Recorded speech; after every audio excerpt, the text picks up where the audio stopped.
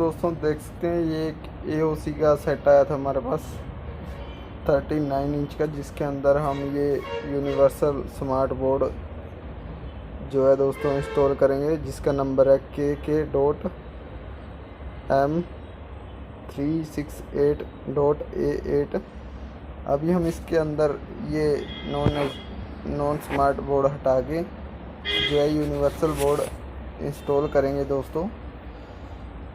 पूरी वीडियो आपको हमारे YouTube चैनल सोनी इलेक्ट्रॉन पर मिल जाएगी दोस्तों। फुल वीडियो देखने के लिए हमारे चैनल को करें सब्सक्राइब, और पैनल से रिलेटेड सॉफ्टवेयर से रिलेटेड वीडियो देखने के लिए भी हमारे चैनल को आप सब्सक्राइब करें।